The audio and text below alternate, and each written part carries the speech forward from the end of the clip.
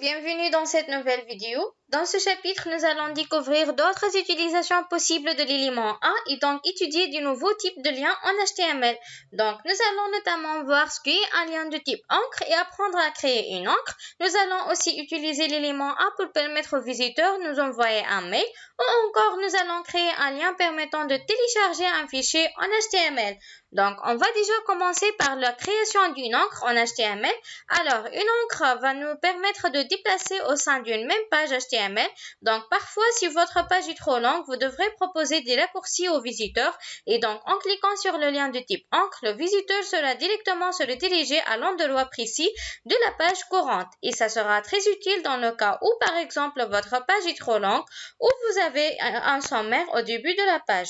Nous allons utiliser les encres sur ce sommaire pour nous renvoyer vers les parties relatives aux parties écrites dans le sommaire. Donc, pour créer un lien de type encre, il faut ajouter un attribut ID à l'intérieur de la balise offrande de l'élément où on veut envoyer le visiteur. Et par la suite, vous devez donner une valeur unique à l'attribut ID afin de pouvoir évidemment réutiliser cette valeur pour retrouver l'ID et donc pour retrouver l'encre tout simplement. Donc, vous pouvez donner n'importe quelle valeur, mais essayez de rester cohérent, c'est-à-dire donner une valeur qui a de sens. De plus, évitez les espaces, les caractères spéciaux et commencez le nom de l'ID par une lettre. Donc, on va illustrer tout ça par un exemple immédiatement. Donc, pour cela, on va se rendre sur notre éditeur de texte. Et comme vous voyez, j'ai préparé ma page selon un exemple.html. Alors, ma page contient un titre en H1, suivi par des paragraphes. Je vais ajouter un deuxième titre.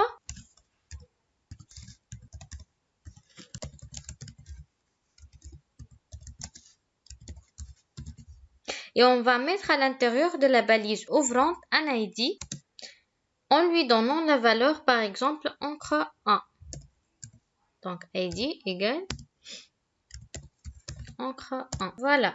Et on sauvegarde. Alors, une fois que notre encre est créée, nous allons devoir créer le lien qui va ramener vers l'encre évidemment. Pour cela, on va utiliser une nouvelle fois l'élément A avec son attribut href. Seulement cette fois-ci, on va indiquer la valeur donnée à l'attribut ID en valeur de l'attribut href et faire préciser cette valeur d'un dièse, ce qui est obligatoire. Pour cela, je vais ajouter une nouvelle paragraphe P et mettre le texte par exemple accès direct à notre encre.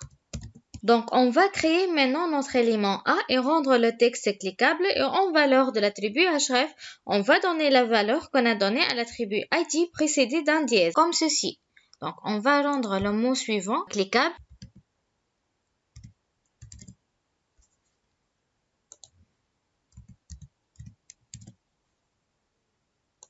Ensuite, on va ajouter l'attribut href en lui donnant le même ID qu'on a ici, précédé d'un dièse. Voilà.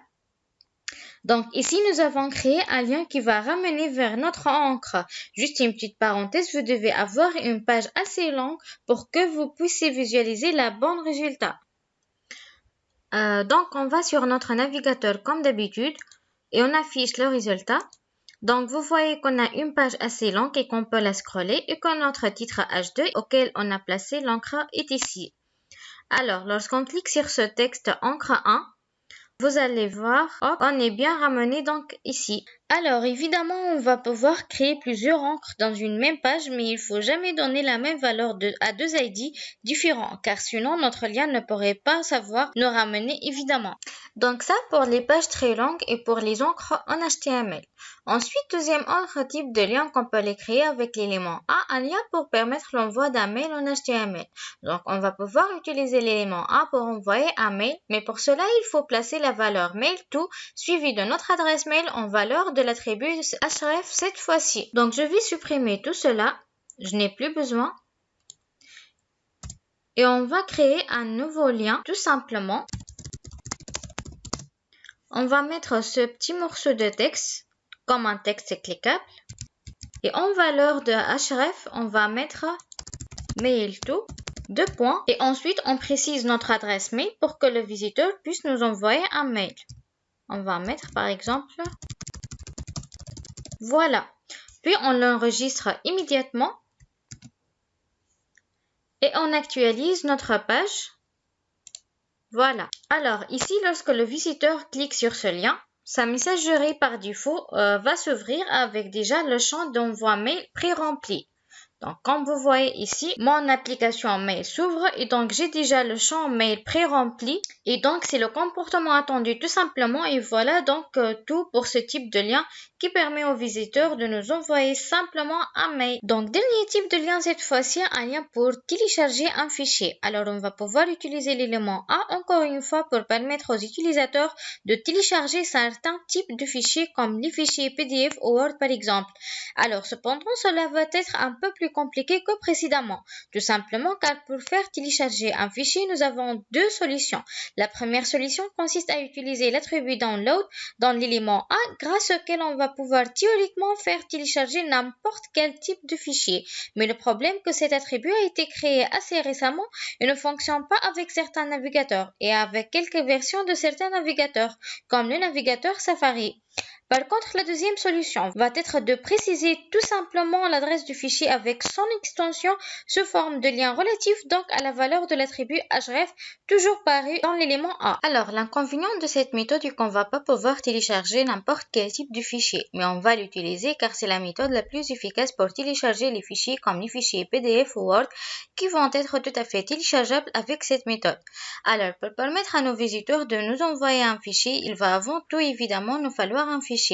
Donc, je vous rappelle que la valeur qu'on va préciser dans l'attribut href est une valeur relative ou un chemin relatif vers ce fichier. Donc, moi, dans mon cas, j'ai déjà préparé mon fichier PDF qui s'appelle cours.html.pdf et qui est dans le même dossier que mon fichier exemple.html. Et donc, on va tout de suite créer un autre lien. On va mettre le texte, par exemple, télécharger secours.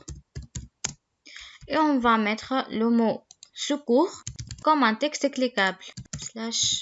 Voilà. Et en valeur de l'attribut href, donc on va ajouter ici l'attribut href. On va tout simplement mettre le nom de mon fichier puisqu'ils sont tous les deux dans le même dossier. Donc on va mettre cours html.pdf. Voilà.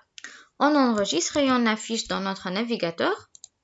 Voilà. Et lorsque je clique sur ce lien, mon fichier s'ouvre et je peux le télécharger facilement via l'interface spéciale des fichiers PDF. Voilà. Et donc, tout ça fonctionne bien. Voilà tout pour les liens. Cette fois-ci, dans le chapitre précédent, on a vu comment créer les liens internes et externes. Et dans ce chapitre, nous avons vu comment créer des liens de type encre, des liens pour nous envoyer des mails et finalement des liens pour permettre aux visiteurs de télécharger des fichiers, notamment PDF et des fichiers Word. Donc, à chaque fois, nous avons utilisé l'élément A et à chaque fois, la seule chose qui a été changée, la valeur de l'attribut href. Donc, retenez bien cet attribut qui est très très utile et retenez bien les différents types de valeurs qu'il peut prendre. Voilà tout pour les liens. Entraînez bien sur cette partie et dans le chapitre suivant, on parlera des images en HTML. N'oubliez pas de laisser vos commentaires et de poser vos questions. À très bientôt.